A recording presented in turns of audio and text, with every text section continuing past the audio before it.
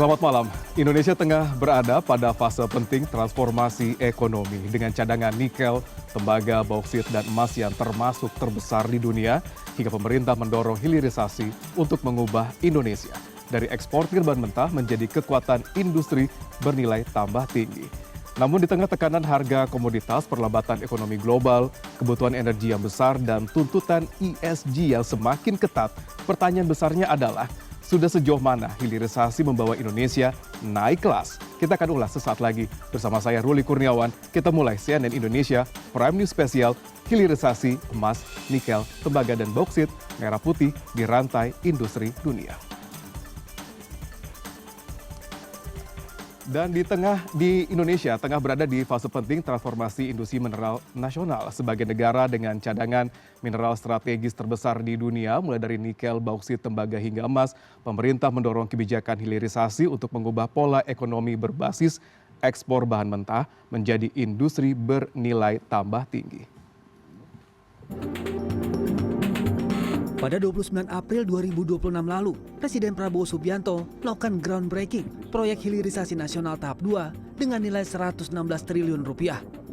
3 dari 13 proyek hilirisasi tersebut berada di sektor mineral, yaitu hilirisasi tembaga dan emas di Gresik, Jawa Timur, pengembangan fasilitas manufaktur baja nirkarat dari nikel di Indonesia Morowali Industrial Park, Sulawesi Tengah, serta pengembangan fasilitas produksi slab baja karbon dari biji besi lokal di Cilegon, Banten. Senilai kurang lebih 116 triliun, meliputi 5 proyek di sektor energi, 5 proyek di sektor mineral, 3 proyek di sektor pertanian.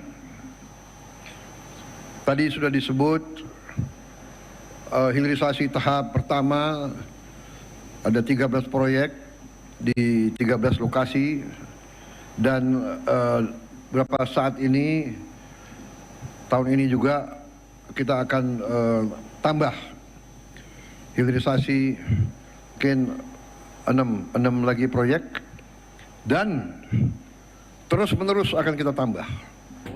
Sebelumnya Danantara juga memulai pembangunan beberapa proyek hilirisasi pada awal tahun ini. Salah satunya pengembangan industri smelter aluminium dari Alumina di Mempawah, Kalimantan Barat senilai 2,4 miliar dolar Amerika Serikat. Kebijakan larangan ekspor mineral mentah dan percepatan pembangunan smelter menjadi tonggak penting dalam upaya meningkatkan devisa, memperkuat industrialisasi, sekaligus menciptakan lapangan kerja dan ekosistem industri nasional yang lebih terintegrasi. Hilirisasi nikel menjadi contoh paling menonjol dalam beberapa tahun terakhir. Indonesia kini berkembang menjadi pemain penting dalam rantai pasok baterai kendaraan listrik dunia melalui pembangunan smelter, industri stainless steel, hingga industri material baterai. Di sisi lain, bauksit didorong untuk memperkuat industri aluminium nasional, sementara tembaga dan emas diharapkan menjadi fondasi bagi industri manufaktur berteknologi tinggi dan industri logam mulia nasional. Pemerintah menilai hilirisasi mineral bukan lagi sekadar kebijakan ekonomi, melainkan strategi besar untuk meningkatkan daya saing Indonesia di tengah transisi energi global dan persaingan industri dunia yang semakin ketat. Namun di balik peluang besar tersebut, tantangan yang dihadapi juga tidak ringan. Fluktuasi harga komoditas global, tingginya kebutuhan investasi smelter, ketergantungan teknologi dan pendanaan asing, persoalan lingkungan dan tata kelola pertambangan, efisiensi energi, serta pemerataan manfaat ekonomi bagi daerah dan masyarakat sekitar tambang menjadi pekerjaan rumah yang harus diselesaikan. Di tengah dinamika tersebut, pertanyaan besarnya adalah sejauh mana roadmap hilirisasi mineral mampu membawa Indonesia naik kelas dari eksportir bahan mentah menjadi kekuatan industri global. Dan mampukah hilirisasi mineral benar-benar menjadi mesin pertumbuhan ekonomi baru yang berkelanjutan, kompetitif, serta memberikan nilai tambah maksimal bagi negara dan kesejahteraan bagi masyarakat Indonesia. Dan untuk membahas tema kita hari ini mengenai hilirisasi emas, nikel, tembaga, dan bauksit merah putih di rantai industri dunia. Sudah hadir di studio, yang pertama saya akan menyapa Bapak Hari Pancasakti, Senior Vice President Government Relations PT Freeport Indonesia. Terima kasih Pak Hari sudah hadir di Prime News. Dan saya akan menyapa berikutnya, di sebelah saya sudah ada hadir Mbak Magdalena Veronica, Director External Relations CNGR Indonesia. Terima kasih Mbak Veronica sudah hadir di sini. Dan kita juga di sebelah saya juga, di sebelah kanan saya sudah hadir juga tengah-tengah kita Bapak Ikram Malam Sangaji, Bupati Halmahera Tengah Indonesia Halmahera Tengah. Pak Ikram, terima kasih banyak sudah hadir. Dan juga jauh-jauh dari Halmahera nih, Pak Ikram, terima kasih sudah hadir di Prime News di CNN Indonesia pada malam hari ini, Pak Ikram. Dan terakhir saya akan menyapa Profesor Irwandi Arif, Ketua Indonesia Mining Institute IMI. Terima kasih, Prof. Terima kasih, Pak. Sudah hadir di sini. Dampaknya juga pada malam hari ini kita sudah dikelilingi oleh para like the first person yang akan berbicara terkait dengan hilirisasi di Indonesia. Mungkin saya akan bertanya untuk keempat narasumber saya pada malam hari ini dengan pertanyaan yang sama. Sejak tahun 2014, Indonesia sudah melarang ekspor mineral mentah. Dan sejak 2014 hingga 2026, apakah Indonesia sudah menjadi negara industri atau masih dalam tahap awal hilirisasi? Saya mungkin langsung ke Pak Hari terlebih dahulu. Pak Hari, bagaimana Anda melihatnya, Pak Hari? 2014 ada undang-undang ya dikeluarkan tahun 2009 kalau tidak salah mengatakan bahwa Indonesia melarang ekspor bahan mentah. Sejak 2014 diberlakukannya hingga 2026, bagaimana Anda melihat progres dari hilirisasi proyek hilirisasi Indonesia ini sendiri? 2014 merupakan tonggak awal untuk proses hilirisasi dalam bentuk pemurnian lebih lanjut. Karena seperti yang dilakukan oleh Freeport Indonesia, kita tidak hanya melakukan proses penambangan, tapi juga melakukan pengolahan. Jadi barang yang diekspor ataupun dikonsumsi dalam negeri pada waktu itu adalah produk hasil pengolahan. Jadi bukan barang mentah, bukan biji, tapi sudah merupakan produk pengolahan. Produk pengolahan ini yang kemudian diatur lebih lanjut hingga menjadi suatu produk pemurnian. Kalau produk pengolahan Freeport namanya konsentrat tembaga, kemudian begitu dimurnikan akan muncullah logam-logam yang kemurniannya sudah seperti tembaga katoda 49, 99,99%. Kemudian emas juga sudah 49, perak juga 49, dan beberapa elemen-elemen lain yang tadinya tidak terdeteksi di dalam konsentrat, tidak payable di dalam konsentrat, tapi karena proses pemurnian ini menjadi payable. Platinum group metals, kemudian ada selenium, ada juga kemudian bismut, timbal, dan juga ada produk yang kemudian tadinya merupakan B3, tapi dengan proses pengolahan lebih lanjut akan menjadi komoditas yang berharga, yang menjadi kredit untuk smelter ini, yang digunakan oleh industri turunan lebih lanjut. Contohnya adalah asam sulfat yang digunakan untuk industri pupuk, kemudian ada juga iron silicate yang kemudian menjadi bahan baku untuk industri semen. Intinya adalah dari 2014 sampai 2026 Indonesia tuh memasuki fase di mana kita mempunyai fundamental yang sangat kuat untuk pemurnian. Kita mempunyai mineral yang sudah dimurnikan menjadi logam-logam murni, yang tentunya ini akan membawa Indonesia mempunyai fondasi yang kuat untuk menuju proses industrialisasi dari logam-logam yang sudah dimurnikan ini. Berarti kita on proses sebenarnya menuju ke negara industrialisasi terkait dengan barang-barang tambang tersebut. Menarik sekali. Kita akan bahas terkait dengan bagaimana Freeport berusaha untuk menciptakan celah-celah prospek besar terkait dengan hal tersebut. Saya langsung ke Mbak Veronica. Mbak Veronica, dari kacamata Anda, dari bagaimana Anda melihat hilirisasi Indonesia hingga saat ini sebagai perusahaan yang banyak berinvestasi di Indonesia saat ini? Baik, Mas Ikram, kalau dari sisi saya, karena saya mewakili korporasi nikel ya, hilirisasi nikel dan bahan baku untuk baterai. Nah, kalau dari pandangan kami, sebelum kami datang ke Indonesia untuk bahan baku baterai tersebut pun, kami sudah melihat hilirisasi khususnya untuk nikel itu sudah cukup tertata, baik dari segi sumber dayanya itu cukup, kemudian terbentuk banyak sekali peleburan dari mineral nikel sendiri, kemudian tercipta banyak produk-produk intermediate penambahan nilai tambah terhadap nikel.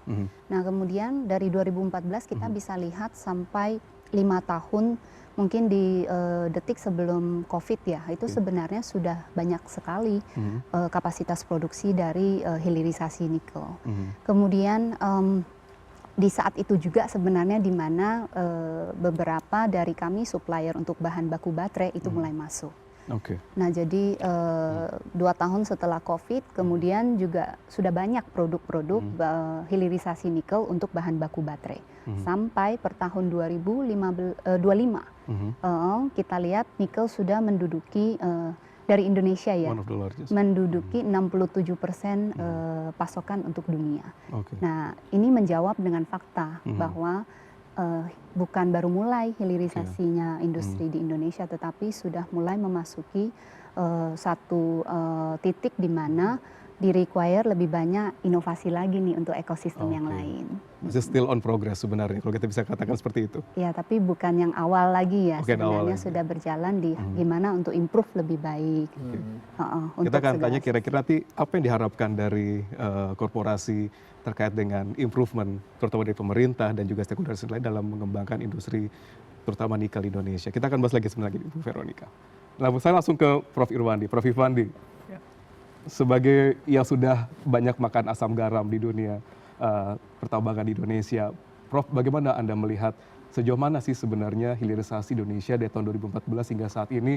Apakah still ongoing, on progress, ataukah kita sudah mulai, sedikit lagi kita mencapai yang namanya negara industri? Sebenarnya apa, Prof?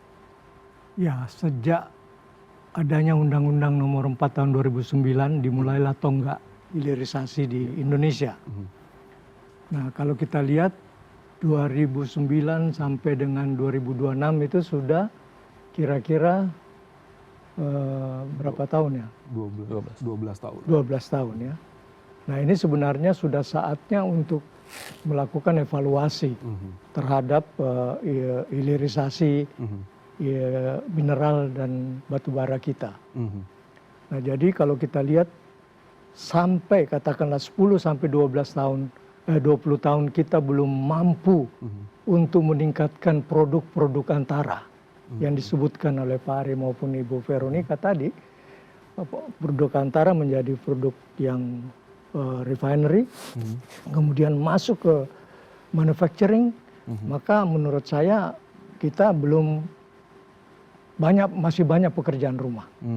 Ya, masih banyak pekerjaan rumah. Nah, jadi kalau kita lihat jumlah smelter di Indonesia itu yang sudah beroperasi ya, belum yang konstruksi maupun visibility study, itu total mulai dari nikel, tembaga, emas, besi dan lain-lain itu kurang lebih 95 smelter. Nah, dari 95 smelter ini yang terbanyak adalah nikel, nomor 2 adalah timah. Ya. Nah, jadi tapi angka ini bisa berubah karena beberapa perusahaan lagi shutdown, terutama di nikel, ya karena harga daripada ferronikel maupun nikel pig iron itu agak menurun. Nah, jadi pekerjaan rumah ini banyak sekali, Pak.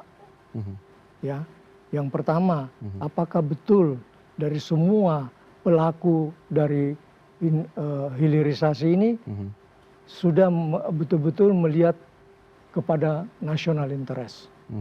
Ya, ini menjadi penting karena bagaimanapun juga seperti yang dicanangkan oleh pimpinan kita, Presiden Republik Indonesia, itu larinya ke sana. Ya, nah yang kedua, apakah produk-produk kita berhenti sampai di situ? Ya, nah ini menjadi tantangan besar. Yang ketiga, transfer teknologinya jalan nggak? Sudah 12 tahun, ya.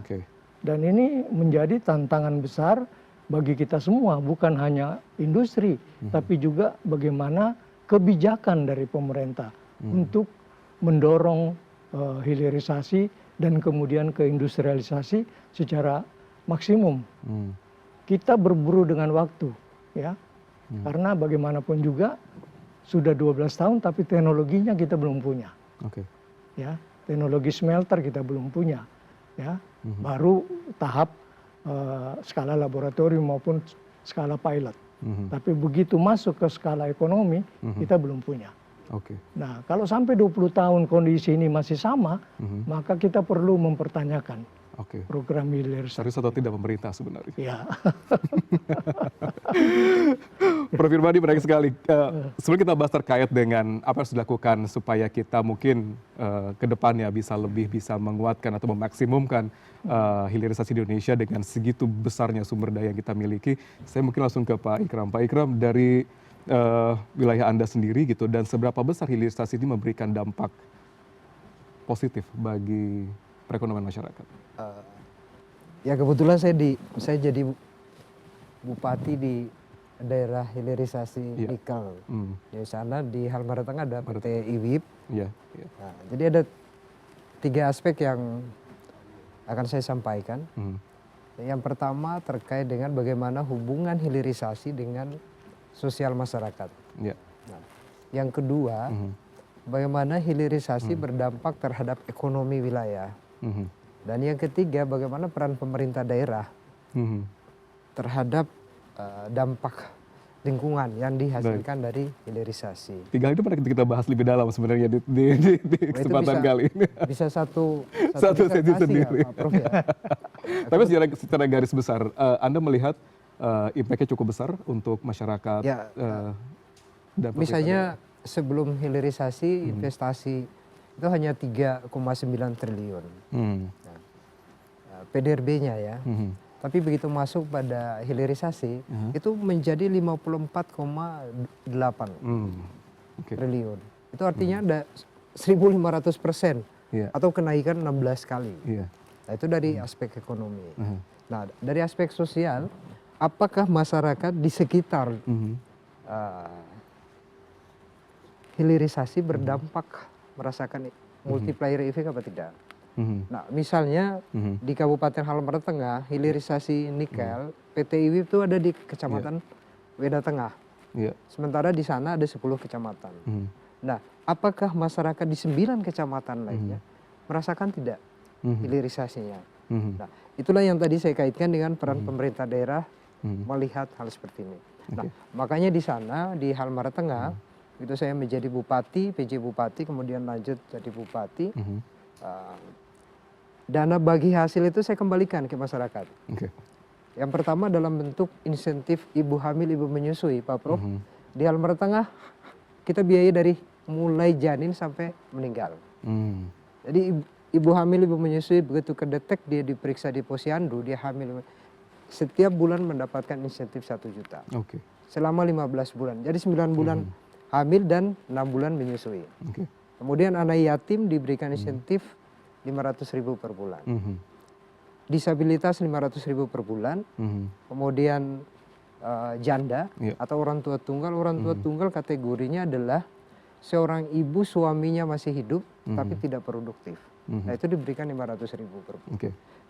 Dan lansia 500.000 per bulan.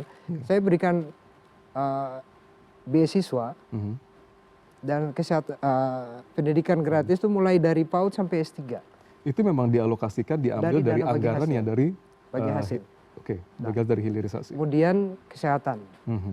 Kesehatan itu masyarakat Halmara Tengah dengan NIK 8202 dia berobat sampai dimanapun. Di Singapura pun kami bayar. Pemerintah membayar. Jangankan di Halmara Tengah atau di Maluku Utara. Dan kami menyiapkan rumah. Rumah layak huni, saya bangun rumah layak huni sudah 2.906 unit. Baik. Nah, itu dari itu dampak sebenarnya sosialnya. bagi hasil dari hilirisasi ini bisa dikatakan memberikan dampak besar terkait dengan pertumbuhan ekonomi daerah, Pak. Tapi jangan dijawab dulu, Pak Ikram. Kita akan membahas sesaat lagi, tetap di CNN Indonesia Prime News Spesial.